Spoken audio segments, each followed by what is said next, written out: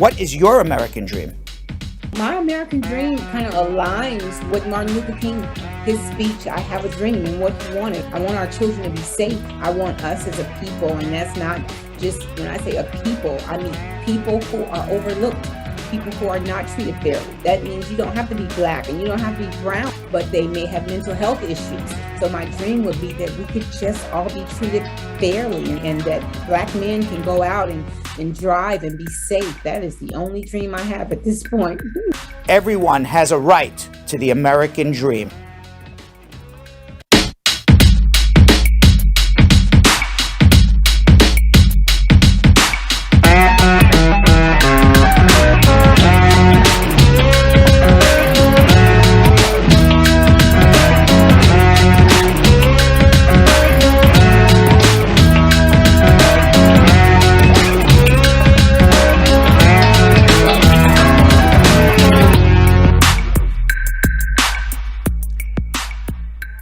All right, everybody, happy MLK Day. Jonathan Yo-Yo Elias, happy MLK Day Thank to you so much. Thank happy you. MLK Day to everyone out there as well. Yeah. How we doing today, my man? Feeling good. Looking good. Thank you. You too. Oh, I feel good and look good. I like that. Yes, We I both like- feel good and look good. Yeah, let's see who else feels good and looks good. Yes. It's Apple Pie. Saying squat up, looking good, feeling good. Willie L. Williams, squat up, everybody. How are you? Joan Grant, Nina God Pickney, squat up. Stargirl Mika, how are you? Shondell Barnwell saying, hey. Hey. Who else? Nina God Pickney. I said that already, right? And British Everblessed Davis. Is that somebody new or a changed name? British Everblessed Davis. I don't know. Hey, Brad and the team. Jessica Kalimi, squat up. Michael Giddens. Michael Giddens is feeling good and looking good too. Okay, we like that. Who else is feeling good and looking good? Huh? We like both. Yeah, we like both. Right? Yeah. We Yeah, like to it's- feel it's- good and look good. and look good. Yeah. I like that. Yeah. And we always have, and I always think, maybe I'm biased, but I always think that our squad's a good looking squad. Oh, Because I yeah. see the pictures of everybody come yeah. through. That's I like- mean, we got a good looking squad. That's a given. All right, let's see what's going on YouTube. Demba Sal saying, hello. Shan Smith saying, hey, Brad, squad family. Jamie Barra, squad up. And Westman, what's going on? Sola Fabanwo, squad up. Susie Q Mac. Alicia Stone.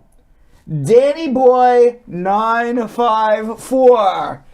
What's he got to say? Good night, everyone. Hello, Brad, Yo-Yo, and my boo Jill.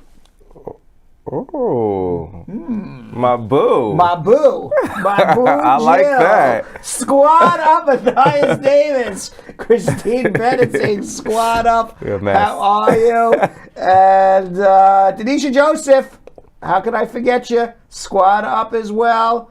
And Sasha Robinson, also feeling good, looking good after recovering from COVID-19. We're glad that you're man. feeling better. Yes. That COVID-19 affects everybody so Yeah, differently. It's no joke. It is no joke. The first time I had it, I thought I was gonna live.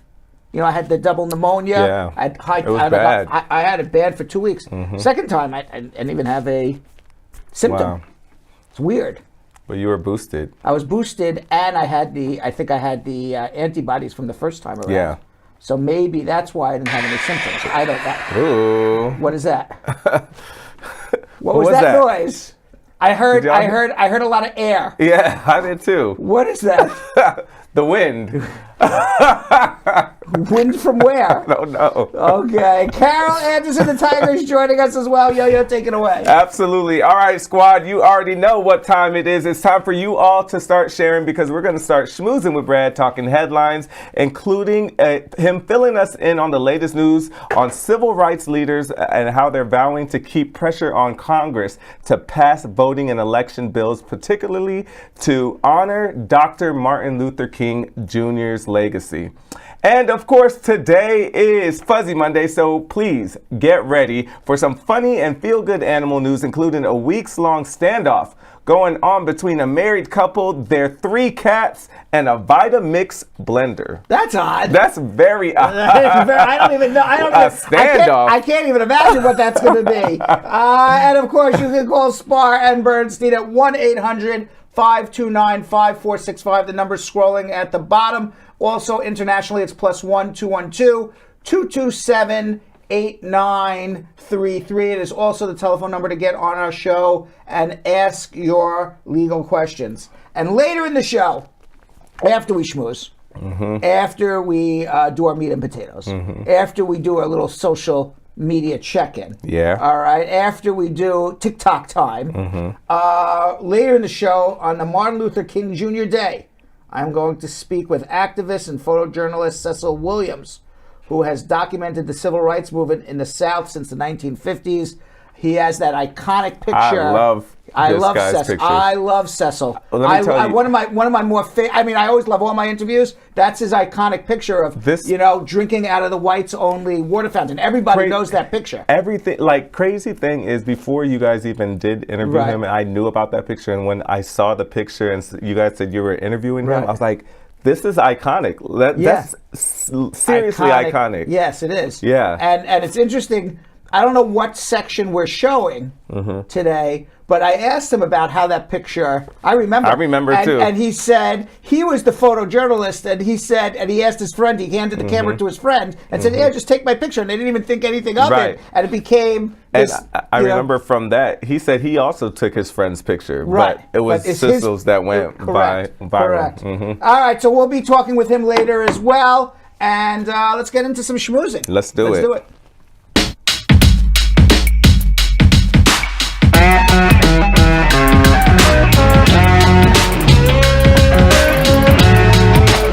So today is Martin Luther King Jr. Day. By the way, it's Monday, January 17th. We always celebrate Martin Luther King Jr. Day, the third Monday of January, but it's not really his birthday today. I know that. His birthday was 2 days ago. On the 15th. On the 15th, on it's Saturday. my brother's birthday. That's the only reason why really? I know. How you remember that? Yeah, so his birthday was 2 days ago, although we are celebrating as a nation today. Yes. But really his birthday was on Saturday. He was born on January 15th, 1929. Obviously, he is the most well-known, in my opinion, the most well-known and effective civil rights leader in United States history. I mean, there were many. Yeah, I'm just saying, in my opinion. Yeah. He's the top guy. Now, we celebrate Dr. King's legacy for diversity and remember that the civil rights movement also helped to drive the historic opening of immigration laws, causing then President Lyndon B. Johnson to lift the bars of discrimination against immigrants and signing into the Immigration and Nationality Act of 1965. Prior to 1965, it was national, the quotas were based on national origin. And it was based on national origin dating back to the census of the 1920s. So who was in the United States in the 1920s? It was mostly Europeans. Okay. So that's why it was all skewed to actually even Northern Europeans. So not even Southern Europeans. It was actually discriminatory against Italians and Portuguese and Greeks, but it was all to benefit Northern Europeans. Certainly they were discriminating against minorities and everybody else, but they were even discriminating against other Europeans as well. Yeah. But then in 1965, all of that came to an end when Lyndon B. Johnson lifted the bars to discrimination and signed into the law the Immigration Nationality Act of 1965. Now, a few years ago, Aubrey Hendricks for the Huffington Post wrote the following about Dr. King and immigration. He writes, "We cannot know for sure what specific policies Dr. King would propose or support. But first and foremost, we know that he would have had the same measure of concern for the welfare and security of undocumented immigrants that he held for all people of every rank, every religion, every race, and every nationality. That they and their children should have adequate food, shelter, clothing, health care, education, and suitable life chances." Lovely. Yeah. Now, Dr. King, he went to Morehouse College. He earned a BA in sociology. He then attended Crozer Theological Seminary, following in his father's and grandfather's footsteps, earning a bachelor's of divinity. He then, shortly after completing his PhD in theology at Boston University, a 42-year-old Rosa Parks refused to give up her seat on the bus in Montgomery, Alabama. Yes. The NAACP took this opportunity to bring their civil rights efforts to the forefront, and they chose Dr. King to lead the successful citywide boycott of the Montgomery transit system, and that is where he first became well known for his civil rights disobedience.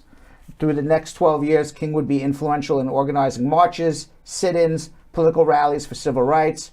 For example, during a 1963 march on Washington, D.C. for jobs and freedom, King spoke before more than 200,000 regarding the challenges African Americans face. That was his famous I Have a Dream speech. It has gone down in history books as one of the greatest speeches ever given. Yes. Let's watch. We will be watching it. Hold on. Hold your horses. We will be watching it, Yo-Yo. All right. I have a dream that Dr. King will be coming on. It's my dream as well. Let's see. Perhaps. Perhaps not. Well, we all have seen it anyway. We have. All right. I had to memorize some of Yes. it in school, but I don't remember. All right, we're going to move on. In early 1964, 1,500 men and women met a wall of state troopers during a march outside Selma, Alabama. There, King led the marches in prayer and avoided confrontation. He actually was following the civil disobedience of Gandhi from India. On July 2nd, President Lyndon B. Johnson signed the Civil Rights Act of 1964, outlawing discrimination based on race, color, religion, sex, national origin. That same year, Dr. King became the youngest recipient at age 35 to ever win the Nobel Peace Prize. Wow. King died April 4th, 1968, when James Earl Ray assassinated him in Memphis, Tennessee. He arrived in Memphis with the Southern Christian, the Southern Christian Leadership Congress. Is that what the SCLC stood for, I believe, right? I think so. The Southern Christian Leadership Conference. I believe that's what. Yeah, Southern Christian Leadership. Yeah, okay. You're right. I'm just trying to remember my history. Yeah. And they were supporting a sanitation workers' strike. They stayed in the Lorraine Motel, and unfortunately, James Earl Ray's bullet struck King on the balcony while he was outside on the balcony. Riots, violence followed. President Johnson would call for peace, referring to Dr. King as the apostle of nonviolence. So, there's all different ways to celebrate his life. Could talk about his legacy, talk about what he did for the United States, what we can do to preserve what he did and improve what he did. Yeah. We could also learn. We can watch documentaries. There's a documentary, King. It's a filmed record from Montgomery to Memphis. There's books.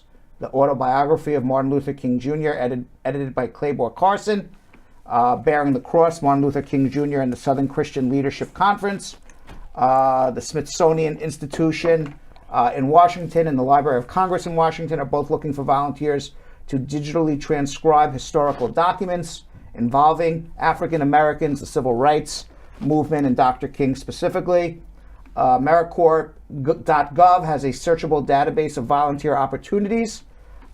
You can also, the Equal Justice Initiative works to end mass incarceration, excessive punishment, and racial inequality is looking for people for help as well. It works to educate the public about racial injustice in America. In 2018, EJI opened the National Museum for Peace and Justice and the Legacy Museum, all in Montgomery, Alabama. Or just do something nice. Do something good.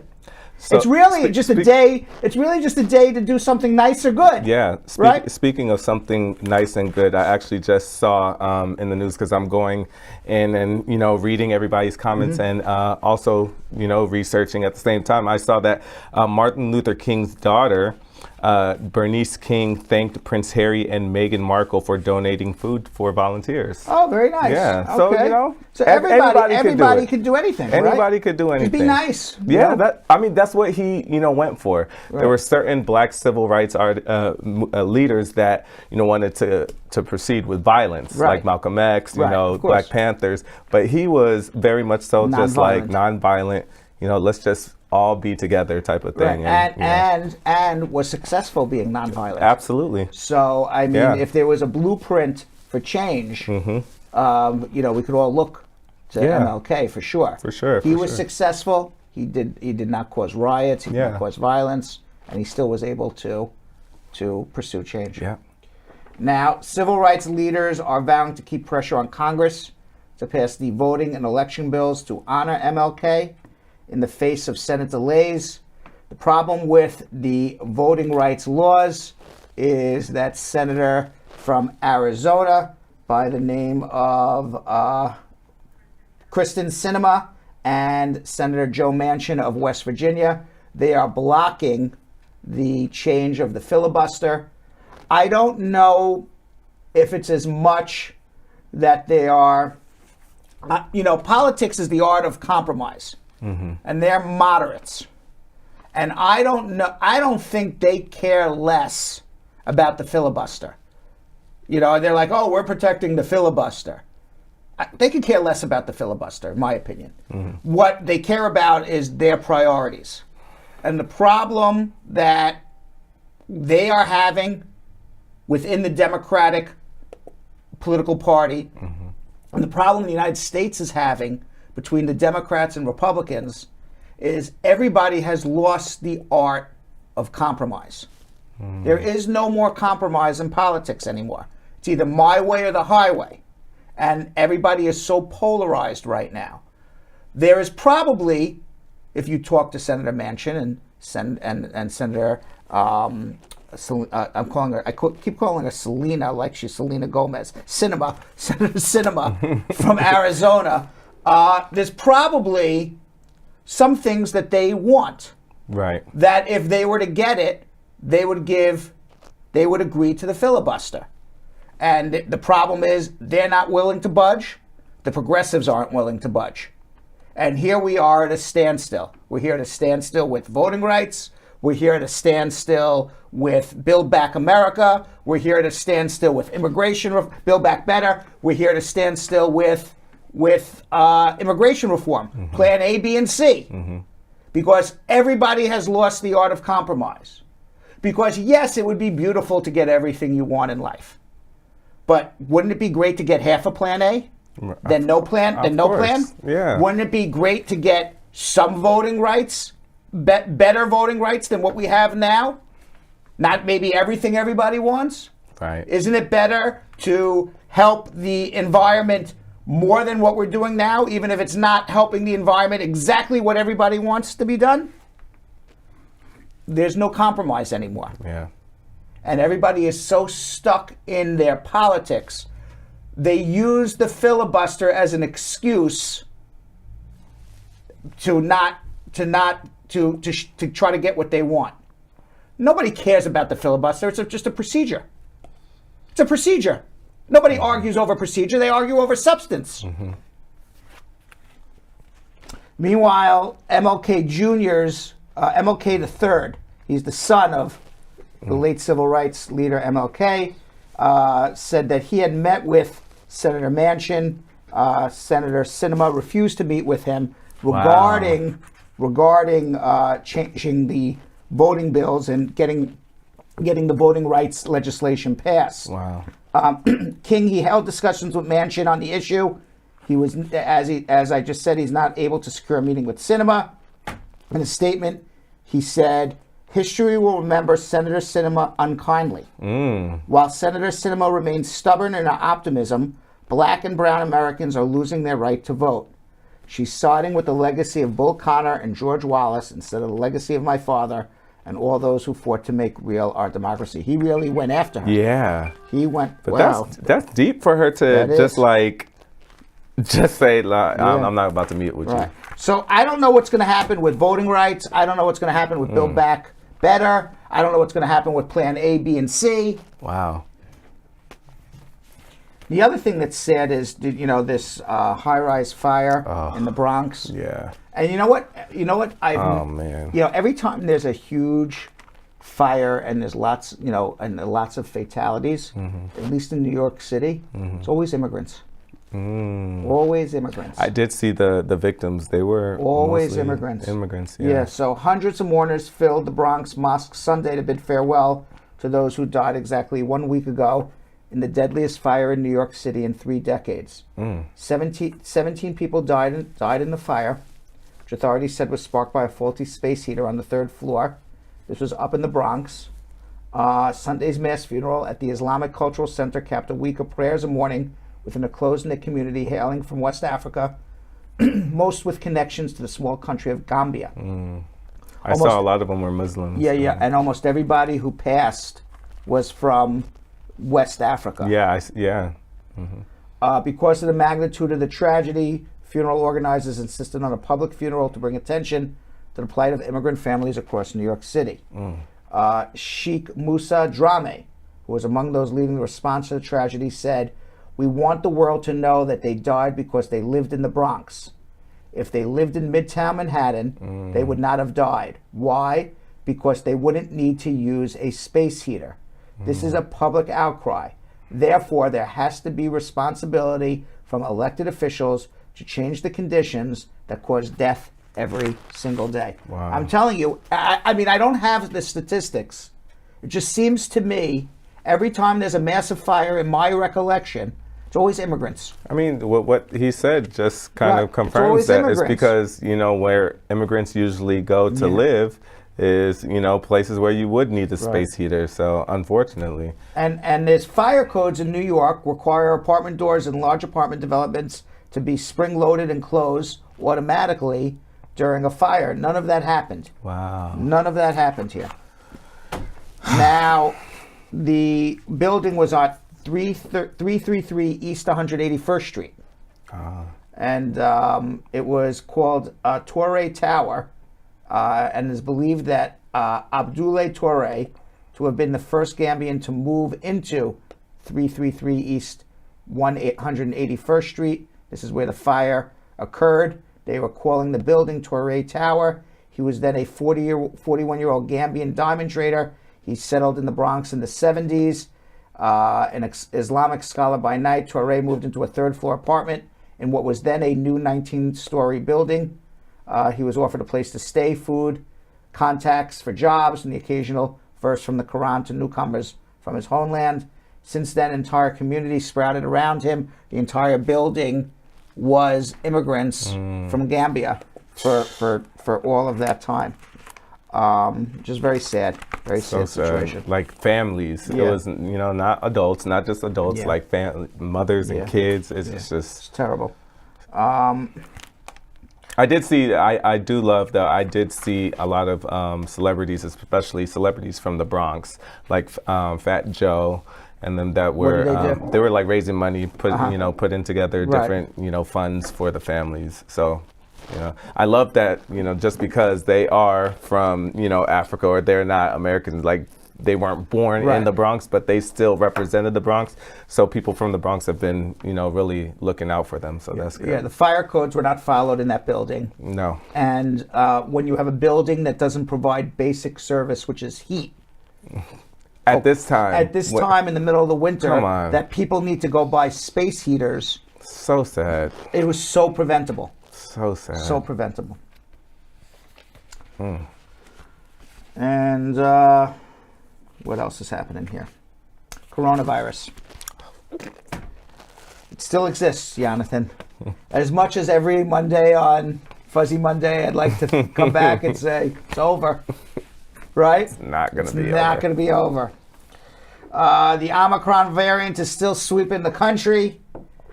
Governor Kathy Hochul of New York said in a news conference that, at least here in New York, we're starting to turn a corner. Hochul said that a peak positivity rate of 23% on January 3rd is now 16%. But again, what does that mean when you're doing all these at-home tests that aren't being counted? Right. So it's absolutely a meaningless statistic. Meaningless statistic. All I can tell you is that coronavirus infections inside U.S. immigration detention centers surged by 520% in the first 3 weeks of January of 2022. 520%. Gosh. Almost everybody in detention was getting COVID. All right, you want to do some fuzzy? Yeah, let's do it. Let's do it. We have some fuzzies. Fuzzy.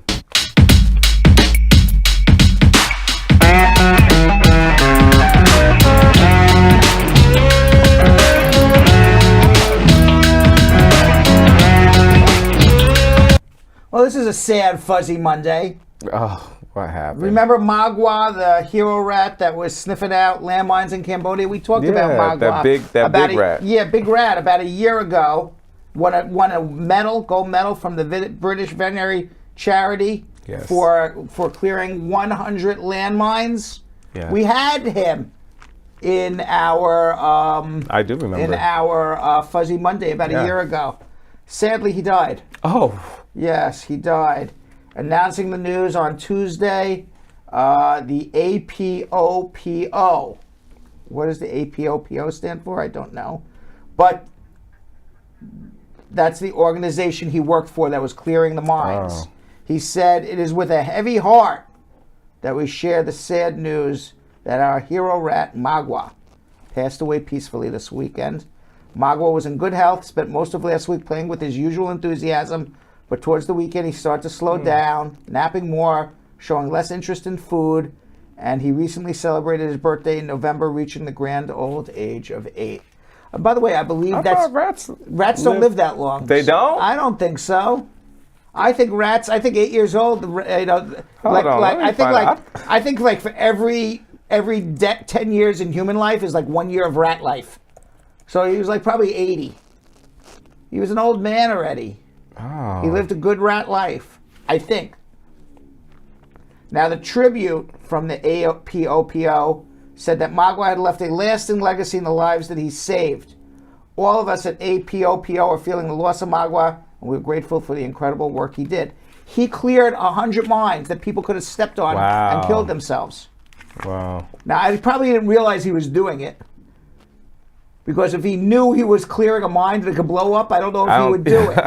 But he was he's still a hero rat. You can't say that.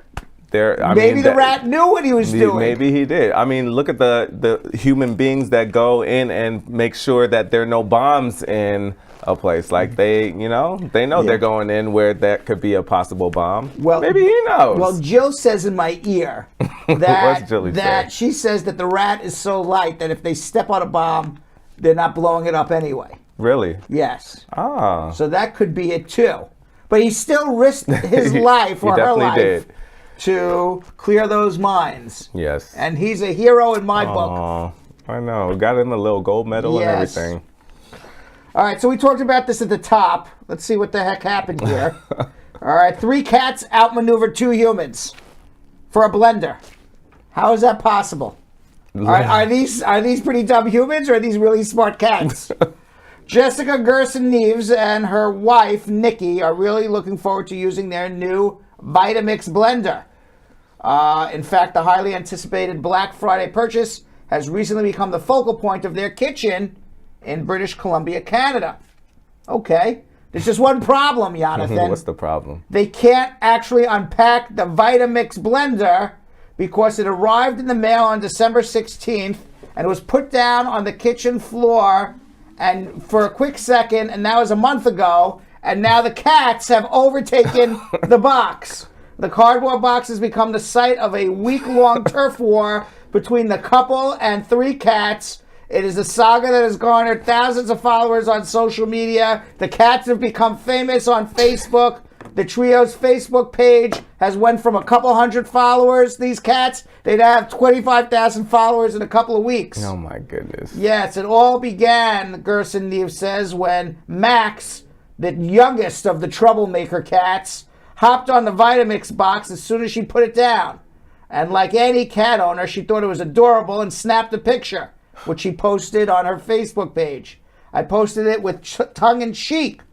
The next day, I think 10,000 people had interacted with the post. Oh my gosh. Yes. What? The cats are having the time of their life with this thing. And so many other people are enjoying it as well. They're just standing on top of the box.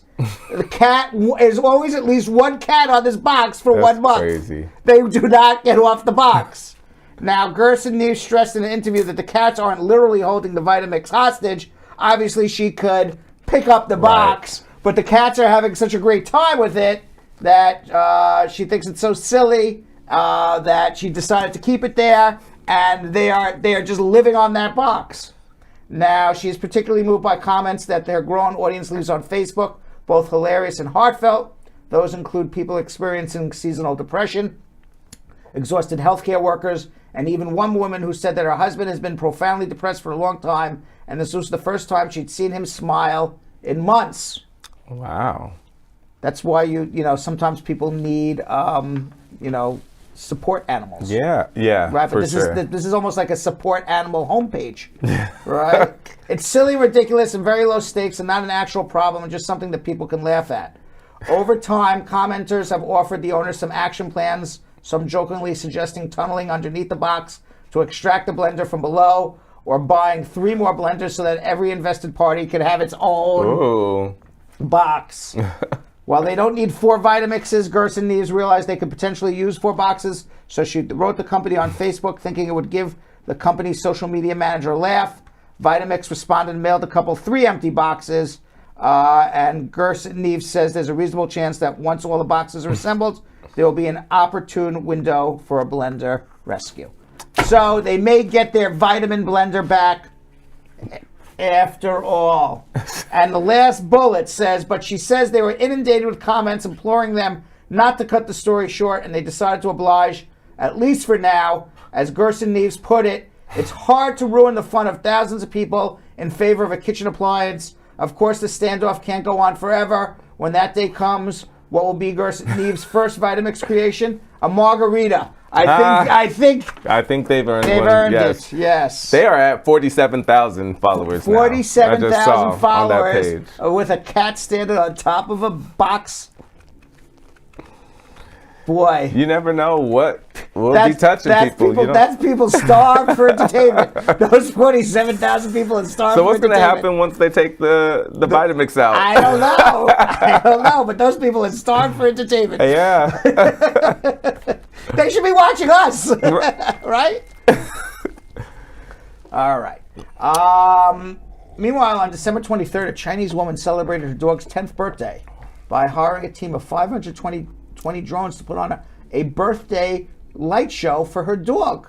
Do we have photos or video of this? This is crazy. What is the drone show? I don't know what I would be looking crazy. at. This is crazy. Let's see. Those are drones? Those are drones. There's like 500 drones there. And they for did it this for this little dog. Wait till that is so extra. You got a key. I want you to guess how much do you think that would have cost in American dollars? Let me go back and see what they were doing. Yeah, see it without reading. Okay, let's guess. Can we go back Just and see to that rent, one more time? To rent these drones. To rent these Look, drones. It goes into. So, this says "Happy Birthday" in and the Chinese. birthday in now, Chinese. how many people are running these drones? A lot, I guess, right? I have no idea. Computer generated. They would have to computer generate how they move around and I guess change. $50,000. 50? Yeah. In U.S.? In U.S. Hell no. It's 15,000. 15. But that's even a lot. For this little dog? I mean, let me tell you something. I don't know if I'd spend 500 on Lucky and T-Bone for a birthday. I would spend $50 on Lucky. Here's a bone for $5. They don't know it's their birthday. This dog can't read "Happy Birthday" in Chinese. Oh I my said, give him God. treats. Give him treats. Now, this is the dog's birthday party. 15,000? You know, I'm going to tell you something. The owner of this dog is starved for entertainment as there well. you go. All right, she should be watching Bradshaw Live too. What we've learned is a lot of people are starved for entertainment on Fuzzy Monday. Yes. So the owner is identified as a woman by the name of Miss Zhang in Hunan Province. Everything's always happening in Hunan Province. Remember on Thursday, the guy got kicked out of the all-you-can-eat Chinese restaurant? Yep. Also Hunan province in China. The hell's going on in Hunan province in China? It's like now it's Hunan province in the United Kingdom. There's the craziest stories coming from those two places. So let's see what Mrs. Zhang has to say. She says that she was an only child. She was studying abroad, so she brought a dog hoping to accompany her family. She said dogs have a special meaning to her, and Dao Dao, that is the name of the dog, is getting older, and she doesn't know how much longer they will have together, so she wanted to celebrate her dog's birthday with a very special memory. People had different opinions on this. A Shangzhou citizen who witnessed the performance while walking said, "I haven't heard of a drone performance for a dog's birthday. Quite romantic." Romantic with a dog? Romantic. What are you doing with that dog? I actually want to know from the audience, what do you guys think would be a better gift for this dog? $15,000. Well, I'll tell you what some people wrote. What? There's nothing wrong with spending your own money on doing whatever you want. Ah. Another wrote, though, but this extravagance is unacceptable. Another commented, this is for yourself. Just get 10,000 drones. Can the dog understand it? She did it for herself. Well, I mean, that's what I believe as well. When you said that, we're trying to create a special memory, you don't even know how long this dog about to live. This the dog memory is for remember, her. This dog doesn't remember nothing, right? Yeah, the memory is for her. But could the money have been spent elsewhere better? Come on, yeah. Treats. You could get $50 worth of treats. And finally, Yo-Yo. 50. Authorities and experts, they're completely mystified. They have no idea how this happened. What happened? But out in California, a sea lion made its way onto a busy freeway, crossed over 4 lanes, and managed to get across a median before it was safely rescued last Friday. Whoa. Like a character from the road-bound soap opera The Californians sketch on Saturday Night Live might do, the sea lion took Route 94 and nearly reached Interstate 805. They took the 94 to the 805. That's the sea lion just wild. walking on the highway. SeaWorld said in a statement, they're out in San Diego, exactly how this sea lion ended up on the highway is still unclear. Yikes. Yeah, the park said the sea lion was on the right side of the eastbound portion of Route 94 and was about to merge onto the I-805. Listen, that's actually wild because I know these freeways that they're talking about. I could not imagine just driving down the freeway and seeing a sea lion. Yes. Well, look at that. Well, California Highway Patrol Officer Salvador Castro said it all when he said, this was a very unusual incident. Yeah, well, to say the least. I think that says it all there. Now, Ryan Davidoff of the Sierra Club Seal Society said motorists did the right thing by allowing the sea lion to cross safely. He encouraged those who encounter other sea lions on highways around the world to also allow the sea lion to cross safely. You never know when you'd be driving down the street and you come right in front of a sea lion. Right. Now, Davidoff. Now, who's Davidoff again? Davidoff is... Who's Davidoff, Jill? We don't know. Who's Davidoff? We don't know who Davidoff is. Let's see who Davidoff is. Somebody by the name of Davidoff sent by an email. I don't know who Davidoff is. We thank the concerned citizens who blocked traffic to ensure the safety of this unusual sea lion. Human awareness can be crucial further inland as well. By the way, Davidoff is SeaWorld spokesperson. Oh, okay. Okay. Makes sense. Now, this is like the U.S. version of the Wally the Walrus story we're following. The wayward walrus who ended up on the boats in Ireland, remember? They should have a little reality show together. Yes. So why are all these animals getting in the wrong place? Guess why? Because they don't belong where they're at. That's right. Where they're trying to go home. Or is it climate change? Yeah, well, they shouldn't be caged in these places anyways. I'm not here for SeaWorld. Even though I grew up going there, I told my mother she should have researched a little bit more because I'm not here for SeaWorld. You're not here for SeaWorld. Nah, let them free. He's just trying to go home. Okay. All right, so that's our Fuzzy Monday, Yo-Yo. Yeah. On this edition of TikTok Time, I answer questions about job sponsorship, employment authorization documents, asylum, and visas. Let's watch. Anyone can get sponsored in a job if you file a perm and I-140 prove you're not taking a job away from an American worker with an offer of employment. The big question is, are you eligible to adjust under 245I, 245K? Can you go home after being out of status with a provisional waiver? That's if you were referred to a judge, that means either they didn't find you to be a credible witness and they didn't believe your story, or that they believed your story but said that's not political asylum. Either way, you get a second chance to fight it out before an immigration judge. Good luck. C-31 does mean that your VAWA case was approved, your I-360 was approved, but definitely you should be filing your adjustment of status even with the receipt notice for the I-360, even without the approval. Otherwise, you're never going to get your green card. Good luck. A Pakistani citizen could absolutely try to get a transit visa. They may not give it to you because you've already shown an immigrant intent. They may believe that you're not going to get on that plane to Mexico, but give it a try. Why not? Right, Yo-Yo? Yeah. Why not? Watch every day, Brad Show Live, 6 to 8 p.m. Get all your immigration questions answered. That last one where I said, right, Yo-Yo? That was the first one we ever did, right? Yeah. That was the first one we ever did. I just heard right, Yo-Yo. I was like, wait. That was we did it right here in our studio. First one we ever did. Right here. All right, you ready to do some meat and potatoes? Let's do it. Let's do it.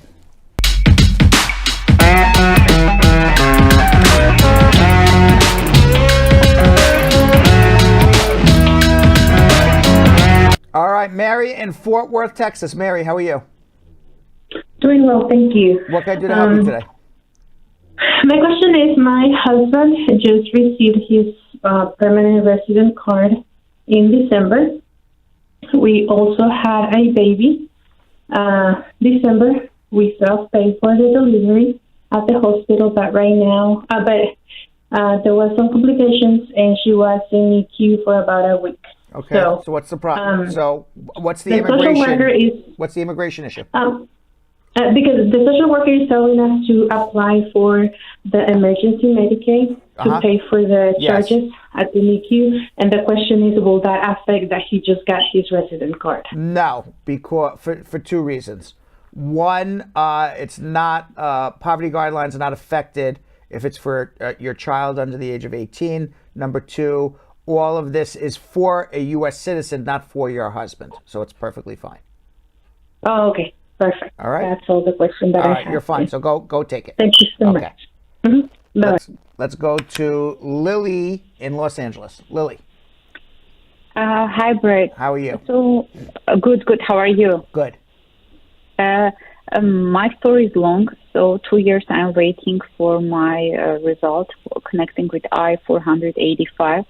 After 2 years and after home visit, my I-130 was approved. After that, I received a letter which says intent of deny if you don't provide your new medical. So I provided my new medical exam in December 22.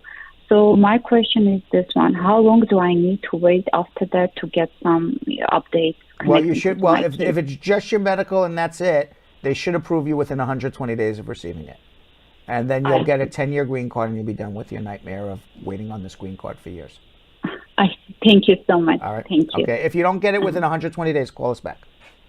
Okay. Got it. Thank you very much. Thank you. Bye-bye. Let's go to Cher in Atlanta. Cher. Hi, good night, all. Thank you so much for taking my call. My pleasure. So, I recently got married to a U.S. citizen, and I'm about to file my adjustment of status, the I-485 form. So, to support that, my husband is going to do the I-864, the affidavit of support. But last night when I looked on the form, it shows that it expired 9/30 of 2021. Can I still use it? Well, is that the most updated form that you see online? Yes, when I went to the website, I checked repeatedly, and that's the most If that's the most updated one, then use it. Thank you. And the follow-up to that, if my husband missed one of the tax year for the last 3 tax year, specifically 2019, I'm thinking of getting a second sponsor. That would be smart. Okay, can I file afterwards? Like, can I just submit the initial paperwork and then do it all one time? It's much easier. Do it Yes. Okay, thank you. You're welcome. Good luck. Have a good night. Okay. Thank you. Shanika in Apple Valley, California. How you doing? How are you? I have a question. Fine. My husband had My husband has a green card for 2 years, but he's not no citizen right now. So is it any way I can file for his kids to come out here from Africa? Your husband is a resident. Yes, but he's not no permanent resident. What So is he's he? been having his green card for 2 years. Okay. And you're the citizen. Yes, And how old are the children? 22, 19, and 14. Well, certainly you can file for the 14-year-old. When you got married to your husband, was the 19-year-old under 18? Yes, when I got married to my husband, the 19 was 16. Yes, he was underage. All right, so then you can file for the 19-year-old too. My guess is that the 22-year-old was over 18. Right. All right, so then your husband would file for the 22-year-old.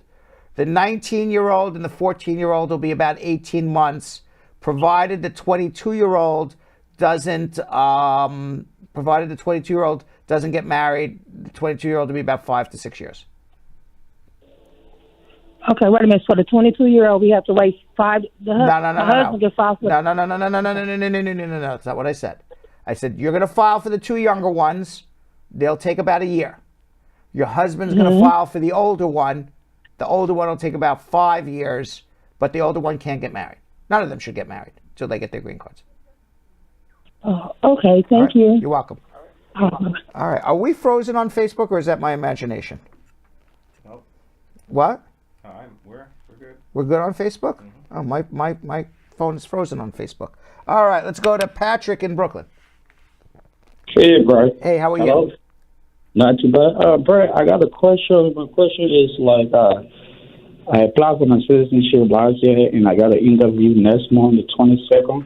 Uh-huh. But I got a petty misdemeanor penny. I just wondering what's going to happen. What is the misdemeanor for? It's like driving under the influence or something. Okay. And this is for your green card or your citizenship? Citizenship.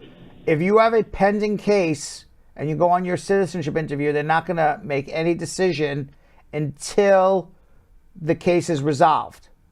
Then once the case is resolved, they're going to make a decision based on 1, are you a deportable alien? 2, are you a person of good moral character or bad moral character, depending on what happened with this case. So when you go on your interview, they're going to just hold your case open until this is resolved.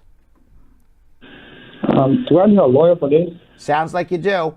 I would never, ever, ever suggest to anybody to walk into any immigration interview, to make any dealings with immigration, if you have a criminal record.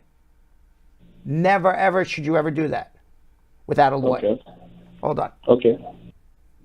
Let's go to Kaya in Cincinnati. Hi, Brad. Hi, Kaya. How are you?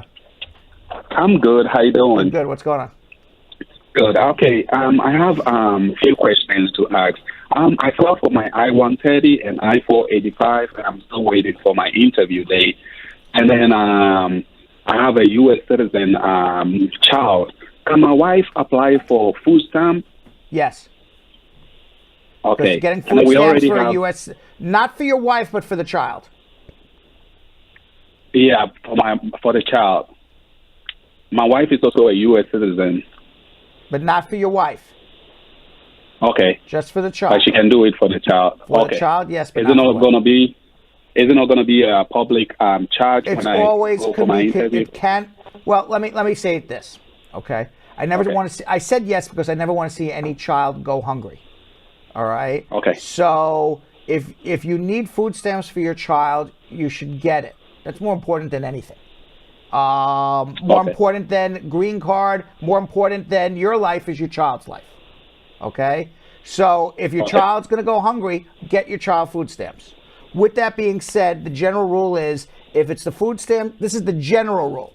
If it's the food stamps for a U.S. citizen child under 18, that should not affect your review of your poverty guidelines. Do they take it into full circumstances, including that this child is getting food stamps? Absolutely.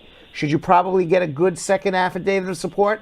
Absolutely. You want to be 100% certain that it won't affect your case? then don't get the food stamps. But if it's a difference of someone's going to go hungry versus not, you know, I don't see that as much of an alternative. You know, food is number one priority, especially if you're a child.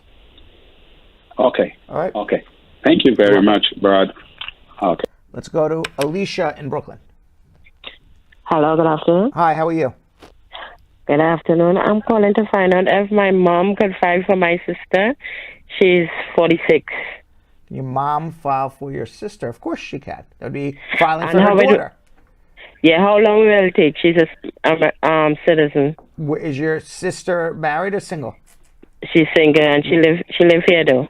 About 5 to 7 years, and then she would have to do a provisional waiver, go home, and come back. All right then. All right? But do it. Okay. Better than nothing. Okay. Okay, thank you. Okay. Let's go to Tamara in Jersey City. Hi, Brad. To everyone. I have a question to ask. So I filed for my VAWA 321 days now, and they asked for evidence, and I sent it in 220 days. In the VAWA, I renewed my work permit, but I still not. I did not get it approved. It just says was received. So does the VAWA have to be approved before I get back my work permit? Well, you can get a work permit if you filed an adjustment application. So if you have a pending VAWA, file an adjustment application, and then you file for your work permit under Section C9. If you're filing for your work permit on a VAWA case, on a standalone VAWA without an adjustment, that's under C31. That only happens once the VAWA gets approved. Okay, so the way to get the work permit while your VAWA is pending is to file an adjustment application with the VAWA or after the fact. If you don't know what to do, hold on, and we'll try to help you, okay? Okay. All right. Let's go to Nicole in Jamaica. Queens. Hi, Brad. Not Jamaica, the island, Jamaica, Queens. How are you? Jamaica, Queens. Yes, I'm very good. My question is, I had filed for my husband and 4 stepkids. My husband got through. 3 of the 4 children got through simultaneously. Great. But for some reason, thank you, yes. For some reason, one kid is still stuck, and his status still says, case was received and the receipt notice was sent. Where is this child? The children are in Jamaica. Okay. So when you say got through, meaning everyone got green cards and this one child still doesn't have an I-130 approved? Yeah, my husband got his green card, and the 3 children, their case was approved and sent to... Was the I-130 approved for this other child? No, we haven't heard anything. It's just how old is this child? He's only 17. How long has it been? It's been since I sent in all the paperwork in March of 2021. So everybody got through except this one kid. We don't know why. His oldest son.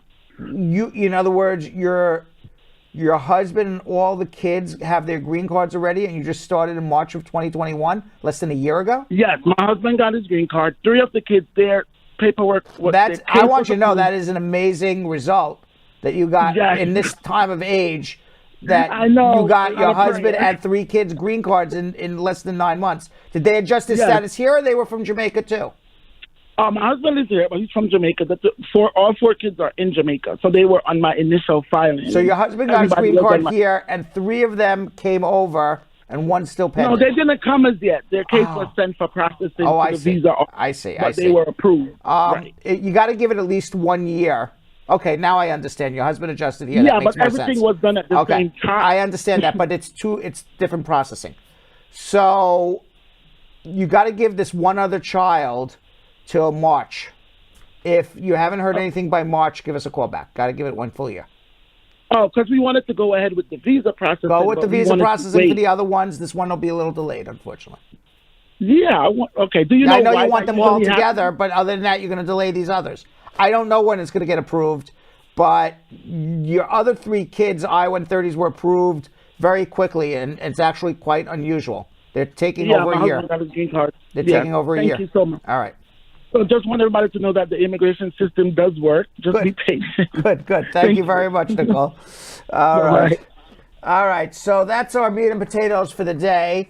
By the way, if you didn't get your immigration questions asked and answered, you can always follow me on Instagram at Real Brad Bernstein, and you could drop me a DM. I'll be happy to answer your immigration questions as best as I can. I just spoke to somebody today, Jonathan, who had a consultation with me, and he was texting me back and forth on Instagram, and he said to me, he goes, you know, you just give these very quick one-sentence answers, because I mean, I can't sit there and give like a whole, thing. And he goes, even with those one-sentence answers, the gentleman said to me, he goes, you changed my life. Wow. Because even though it was very quick and, very short sentence, it got me thinking about what I should do, and then got me to think to Google answers based on your answer, and I realized what needed to happen. And he goes, and you have no idea how much the right track you put me on.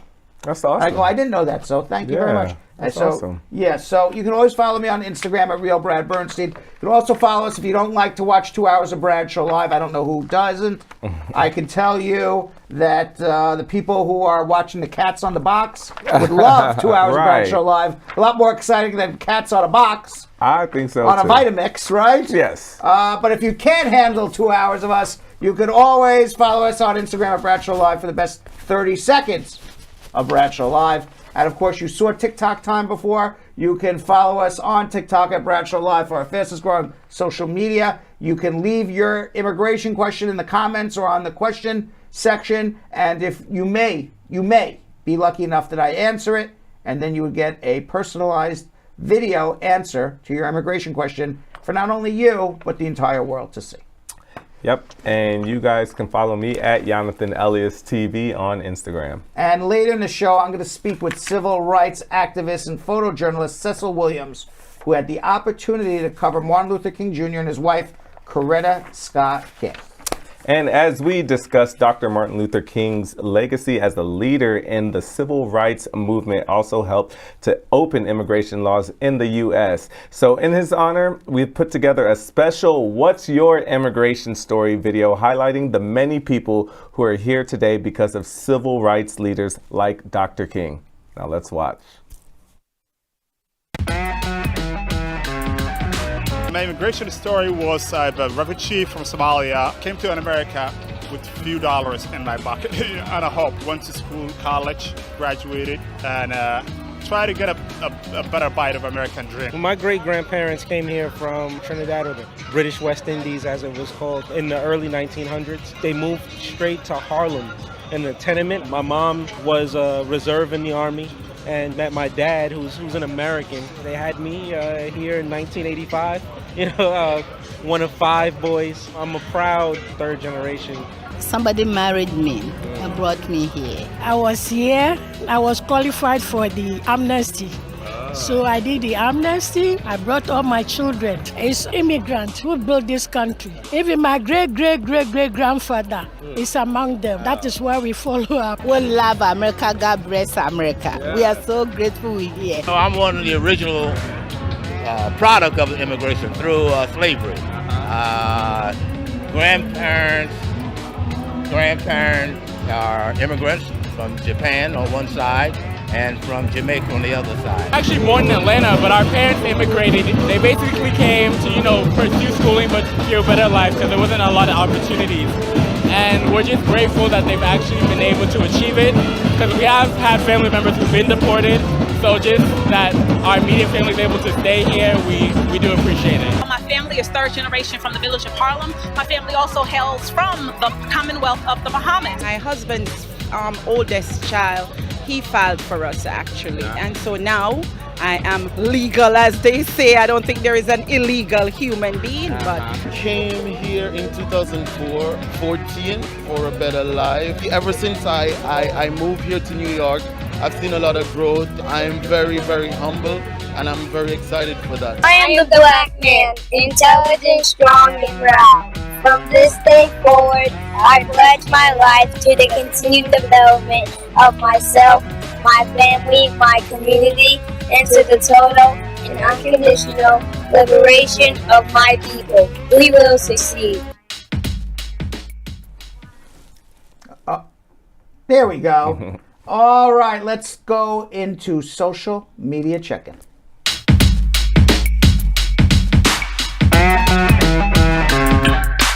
All right, William Patrick Kamba, a Facebook VIP member. Can an asylum seeker renew his passport at the embassy of his country, or does it have to be here in the U.S.? You can renew it here. Ninola on Facebook. When DHS ICE gives an asylum seeker interim notice authorizing parole at the port of entry at the Mexican border, can this immigrant apply for work authorization, the I-765, without filing the I-589 and without waiting 150 days? No, you have to file the asylum. Okay, can they apply for I-485, and are they eligible for adjustment of status? Oh, they can adjust their status if they get married, if they're paroled in. In the U.S., if married to a U.S. citizen. Yes. Okay. And Sasha Robinson on Facebook, can a permanent resident get deported for blogging online without violating laws of the country or committing any physical harm? I never heard of such a thing. Wow, isn't that crazy? We wouldn't have thought, talked about that maybe 20 years ago, 25 years ago. Maybe people were probably blogging that time. I don't know. Maybe Twitter just came out. Yeah, and that's deep. Right. These are new situations. Yeah, I mean, I remember when Twitter came out. Just on a side note, I was saying to myself, why do we need Twitter? Right. It was so. I'm like, it's weird to me. Why do we need Twitter? Oh, you're only allowed to write 150. It was characters? a lot less. It was a lot less back then. Yeah, it was like 150. That's it. I go, why would anybody need this? Yeah, it was just a bunch of Facebook statuses and all. Yeah. But now I get it. Look at it. So we get it now. It's just one public text message. Yeah. So well, I don't know about this one, huh? What? About if they can get deported for blogging online without. You cannot. Okay. Consular on YouTube. If the F2A category is current, can I adjust my 13-year-old child status without her going back to Jamaica to pick up her green card? I'm a green card holder. Can you what? If the F2A category is current, can I adjust my 13-year-old child's status without her going back to Jamaica to pick up her green card? If you say it one more time. So can the F2A category? If your child is out of status, you cannot adjust under an F2A. If you're in status, then yes. Okay. Sasha Robinson again, Facebook. What organizations are there in New York to report persons who use a person's immigration status to oppress them and threaten them? The police. God's Grace on YouTube. I'm in the F1 category, priority date July 2016. My case has not yet been approved. Is that normal or something wrong? My cousin's mother filed for her last year and hers is approved. Nothing wrong. Gani Raman Wafa on YouTube. I've been to NVC on December 16 and the system said system was unable to verify my EAD and SSN and been told will receive a verification letter in the mail, but it's been a month. I've not received it. What's the final solution and why am I not receiving the verification letter and why is the system failing to verify my identity? What should I do? Get a lawyer. I don't know the answer to why that's happening, but we can look into it. Hezamuddin Mohammadi on YouTube. Can you explain the adjudication discretion of the USCIS for adjustment of status, please? If someone is eligible but gets denied due to the discretion of immigration officer, what are the options? You either make a motion to reopen or you actually file an Administrative Procedures Act claim in federal court that they violated their own rules. They have the discretion, but they can't violate their own rules and regulations. So if you otherwise qualify, they have to have a reason for their discretion. They just can't say, I don't like the way the guy looks, because that's not a reason. So the answer is you go into federal court, you make a motion to reopen, you file again, depending on the situation. Amber Man on YouTube. I filed form I-485 for green card, admitted as K-1 visa. It's been a year since I've done my biometric screening. Who can I contact to find out when my appointment will be? Nobody's going to tell you when your appointment is going to be. All right, and last one, Rolls Royce on YouTube. If you have an interview at an embassy for a marriage green card, what should you expect if the officer brings up your unlawful presence? Will you be denied a visa at the interview? If you've been unlawfully present more than 180 days, you're going to be denied. If you have a provisional waiver, you can say, yes, I did it, but I have a waiver. Okay, can we do one more? Yes. All right. And Mark Cope on YouTube. I'm an asylum seeker with a pending asylum case. I applied for my work permit 2 months ago, but USCIS denied it and said in a letter that when I moved in 2020 and changed my address, my EAD clocks had stopped since 2020. They won't issue my permit until that is resolved. What can I do? What, he moved and the clock stopped? So they're an asylum seeker with a pending asylum case, and they applied for the work permit 2 months ago. The reason the clock stopped is because you changed addresses, they didn't know where to reach you. So you can't just kind of run from immigration and not tell them where you are because they have to schedule you for an interview. Assuming the clock's going again now, assuming they have your correct address on day 180 of the clock, you can file for your work permit. All right. So Cecil J. Williams is a photojournalist who has documented the civil rights movement in South Carolina since the 1950s. The photograph of him drinking at a whites-only water fountain is iconic. Cecil covered some very important events and people, including Dr. Martin Luther King Jr. and his wife, Coretta. I spoke with Cecil about his experience growing up in a segregated South and his working documenting the fight for equality in the United States. Let's watch. It's a great honor for me to have Cecil J. Williams. He's an American photographer, publisher, author, inventor. He's best known for his photography documenting the civil rights movement in South Carolina beginning in the 1950s. Cecil is now 82 years young, and over the course of his lifetime, he has taken over 600,000 photos. In the summer of 2019, he opened the Cecil Williams Civil Rights Museum and Institute for Social Innovation to house hundreds of images and artifacts from the civil rights movement. Now, Cecil joins me today to discuss his experience growing up Black in the South, his career covering the civil rights movement, and his thoughts on the state of race relations in America today. Welcome, Cecil. Really appreciate your time. Thank you for coming. Well, it's my great honor to be here, and also that I'm having this interview by you. It's my great pleasure to participate.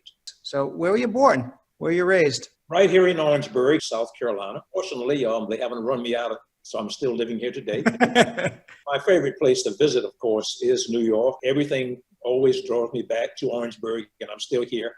All of my life I've been here. Tell me what your background is. I am a child of segregation, having grown up in the South, in the deep South, in fact, and in an area that, of course, embraced segregation and rigid laws affecting people of color. My father was a tailor and my mother was a classroom school teacher. So I come from that kind of background. Tell me what it was like growing up pre-civil rights movement in South Carolina. Well, I think about 5 years old is my earliest recollection of maybe something to do with race. I remember I loved automobiles and my mother gave me $1 and we entered a 5 and 10 in downtown Orangeburg. And after paying 78 cents out of the $1 the mother had given me for purchasing my car toy, the clerk slammed the change down on the counter. And afterwards, I kind of asked her, what was that all about? And she began to explain. I think the clerk resented us being there, and we did nothing to make her slam my change on the counter. But anyway, that was the kind of way people of color were treated sometimes. And you went to a segregated school? All of my life. What was that like? I think I had a very happy childhood. Of course, often we did not have the books, the facilities, and other things that would have refined my education. However, I did receive a very good education. I think that my teachers showed a lot of interest in me. I think that I had a very happy childhood. Often we got the secondary or secondhand books. Often there were names in the books. So the resources we had, of course, rely on, often they were out of date. I think that if I had access to better educational material, I could have become more aware of things as they transpired. Another thing were, of course, the facilities that we were educated in. Often they were substandard. They did have indoor plumbing. What did you miss by not being able to mix and associate and become friends with other children that didn't look like you? I would have been able to broaden my perspective and really be able, from the interchange of from pupil to pupil, been able to have a better idea of just being together with other people. So we missed that. There were times when African American or people of color would then play with children of other races. The communities did overlap, but not having the shiny playground equipment and not being able to go to the local library, again, so that I could broaden my experiences and my reading about subject matter. The movie theaters were segregated, churches were segregated, of course, and other facilities. And often, again, we had substandard facilities available to African Americans, but not the newer places, the better equipped places. The civil rights movement, in my opinion, really began only 30 miles from where I live, because it was there that people in the community of Clarendon County, Somerton, South Carolina, 30 miles from Orangeburg, started a protest and a boycott and a petition that is called the Briggs versus Elliott petition. Were they asked to end segregation? Initially, they were just asking for better facilities, but the second and third petition turned into the first suit against segregation in American schools. There's also an iconic photograph of you when you were 19 years old, drinking from a whites-only water fountain. What is the story behind this photograph, and who took it? A friend of mine and I went to the coast of South Carolina where there was going to be a test of the segregated facilities and also places like even the Atlantic Ocean. And they prohibited African Americans from either going to the beach front. And so the president of the South Carolina NAACP, Ida Quincy Newman, was going to test that. And my friend and I, Renewal Harper, we went to photograph that. On the way back, we got thirsty and we stopped at a filling station, and I took a picture of him drinking out of the white-only water fountain. He took a picture of me. His photograph of you became the famous one. Yes, I think I haven't been able to find my picture that I took of him. You were photographing for Jet Magazine when you were 14 years old. How did they find out about you? Well, Jet Magazine came into Orangeburg, South Carolina because of what was happening here among the people that was very unusual. We had started the strategy of boycott merchants that put pressure on African American here. And that was our means of, again, striking out and beginning to become confrontational with the system. My parents had endured the system through accommodation, but I was beginning to become a part of that generation where we actually confronted the system and were beginning to be engaged in marching and demonstrating. And of course, when Jet found that we were using this kind of strategy in Orangeburg, they decided that they needed someone continuously on the ground in Orangeburg. And I became one of the about 20 correspondents beginning at 14 years old. One of your photographs made the cover of Jet Magazine. When was that, and what was that photograph? In working for Jet, probably around 15 or 20 years, I only made one cover. It was always something that those correspondents who worked for Jet wanted to do. It was always, our eyes were on the prize of making the front cover. That's like your Super Bowl trophy. For me, it did not happen until 1969. And this okay. A year after the death of the Reverend Martin Luther King. The people in Charleston, South Carolina, especially with the hospital workers, found themselves in a situation where they only were receiving half as much as their white counterparts who were doing the same job they were. And they started a boycott and march and demonstrations in Charleston. And Mrs. King, Andrew Young, and many other civil rights leaders at that time came to Charleston to engage in that. And my picture of Mrs. King on the front cover of Jet, wearing the hat of the local union that supported the black workers who really wanted to make the same wages as everyone else because they did the same job. Did you ever photograph Dr. King? I had 4 encounters with the Reverend Dr. Martin Luther King. I filmed him with my 16mm camera. What are your recollections of him? He was a very brave person, and he had accepted the mantle of leadership at the time. I think it was something that he didn't really seek, but again, he had this bestowed upon him. Due to his presence, again, at a time in history, December 1st, 1955, when Rosa Parks becomes arrested and he is elected again to lead that movement in Montgomery, Alabama. You also met Senator John Kennedy. You actually became a trusted photographer. Tell me about your relationship with him. Well, I have to take you back to about the 1960 now. During this semester break, when I was a senior at Claflin University, I visited my aunt and uncle in New York. I read in the paper that a person that I admired, a person that had spoken out against segregation, Senator John F. Kennedy of Massachusetts, was going to make an announcement at the Roosevelt Hotel on the east side of New York. And I didn't have my press credentials with me, but nevertheless, I was making my way into the hotel, and two hotel security people saw me. And this is a time, again, 1960, I don't think we have many journalists working for even like the New York Times and other newspapers. And they saw me and they were caught up with me and were about to escort me. At that very moment, I was being thrown out. John F. Kennedy, Senator Kennedy, and Jacqueline are coming up to the podium. They saw this happening and they prevented it. They said, no, let him stay. And Kennedy and I had a few words. He asked me, what was I doing there, some of my background.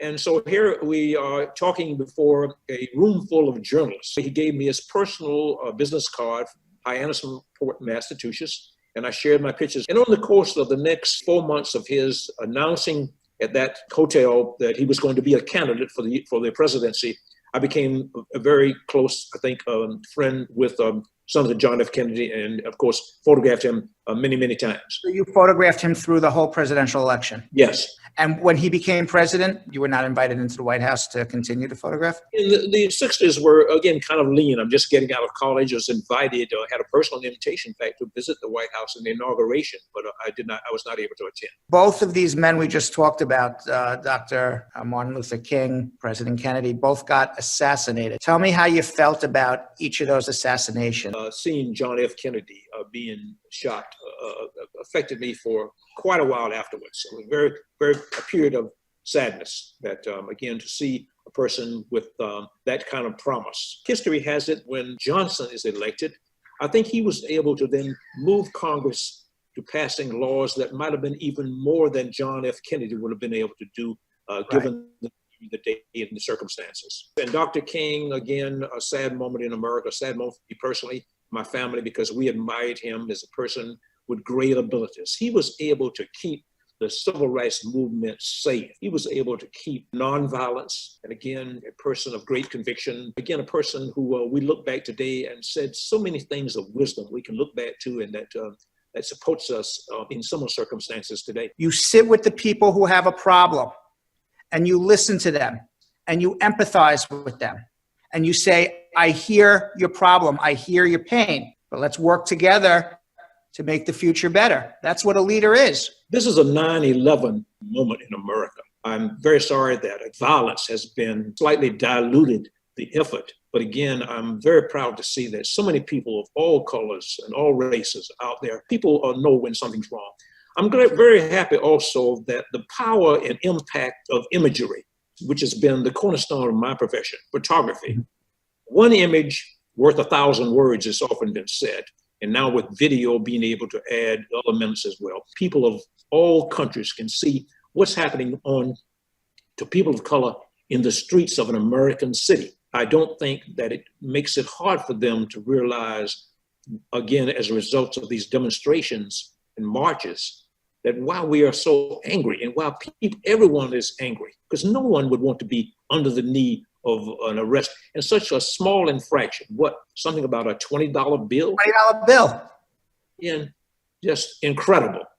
You've lived a life. Have you reached your American dream? Tell me your thoughts about that. I'm hoping that people will realize that there's no such thing as race. We're all of one kind. I think the astronauts can explain it best that when they're in outer space, looking back at an amazing planet, and look back at that planet and say, on that planet, there are people, not African Americans, not black, not white, not even when it comes down to international relations. When all of us, China, Russia, everyone can really just appreciate the fact that we have a great gift, the gift of life. And let's not waste it fighting against each other. Let's, work towards one accord and one race, one people, so that we can make our planet a better place to live. That'd be an amazing place to be. Thank you very much, Cecil. I really appreciate your time. Cecil Williams, thank you. Thank you. All right, we have one more immigration question before we get to our speed round. Yes, we have Sadiel Gulen Mojica on YouTube. Can I file a work? Can I work while I wait for renewal of my work permit? This is marriage-based and sent it in April 2021. The answer is yes. You can work. The fact that you're working undocumented, married to a U.S. citizen, does not prevent you from getting a green card. And two, when you go to renew your work permit, when you get the receipt notice back, your work authorized for an additional 180 days. So the answer is yes. And then I await my response for the interview from November 2020. Is that normal? It's not abnormal. It's only about a year and 2 months or 3 months at this point. Year and 2 months. It become more abnormal as you get to 20 months, 21 months, things of that nature. But should be coming any moment. Cool. All right, speed round. Let's do it.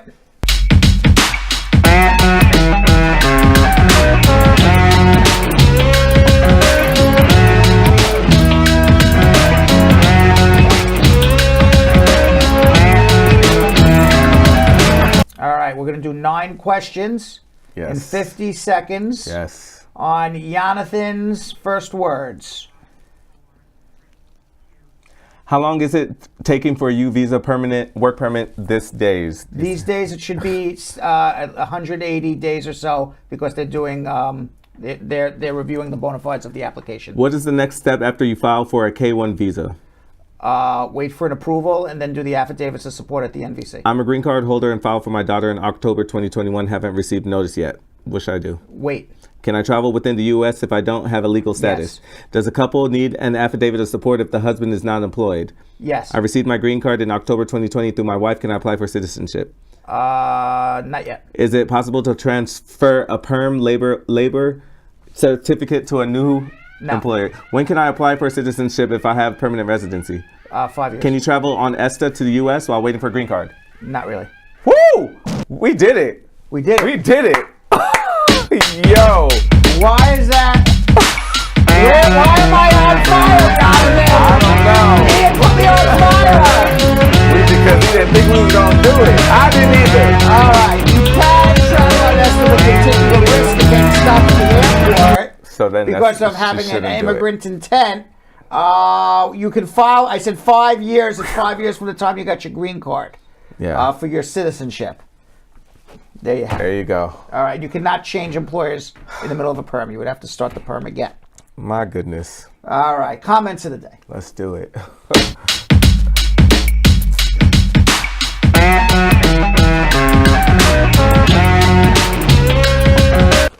All right. Our first comment of the day comes from Olofemi O saying, big ups for the wonderful work you're doing. You are truly appreciated. No, thank you very much. Yes. And now our second comment of the day. Mark Cope saying, hello, you guys have absolutely no idea how much your show is helping us immigrants. May the Lord continue to bless you. Oh, thank you very much. Yeah. And we have a third comment of the day. The Denisha Joseph the Great. Denisha Joseph the Great. There we go. So many immigrants from all walks of life. God bless America. Yes. Very nice. And our last comment of the day came from Jamie Barra saying, this show is the best show ever. They should call this show Keeping Up with Brad. Wow. Whoa. You taking the Kardashian title. We should do this as a reality show. Yeah. Maybe. I think this would be a pretty successful reality show. It would be if people want to go on camera with their immigration problems. You're right. Right. I mean, it would definitely be. Just got to get people to agree to go on camera with their immigration problems. We can have them blurred out. We would have reality show here all day long. All right, everyone. Thanks for watching. We'll see you tomorrow for a little tea. See you tomorrow. So, Sam, as part of the production, we have to say this disclaimer at the end of the show. Do you mind reading it for me? Okay, but you know, Brad, I have to do everything around here. Forget it, I'll do it. The proceeding was information only and not specific legal advice. Consult an attorney about your individual situation. Prior successful results do not guarantee a similar outcome in the future. To make an appointment with the Spar and Bernstein Law Firm, located at 225 Broadway in New York City, call 1-800-529-5465. That's 1-800-529-5465. Easy to remember, 1-800-LAWLINK. That's 1-800-LAWLINK. Once again, make a call to 1-800-529-5465. And of course, link up with the law offices of Spar and Bernstein, located at 225 Broadway on the 5th floor. If I were you out there, make the call, make the link, make the connection, make it Spar and Bernstein. 1-800-LAWLINK. That's 1-800-529-5465. And now, conveniently located in Hartford, Connecticut on 1 Congress Street. Visit us in Connecticut or in New York at 225 Broadway. That's 1-800-529-5465. 1-800-LAWLINK. 1-800-529-5465.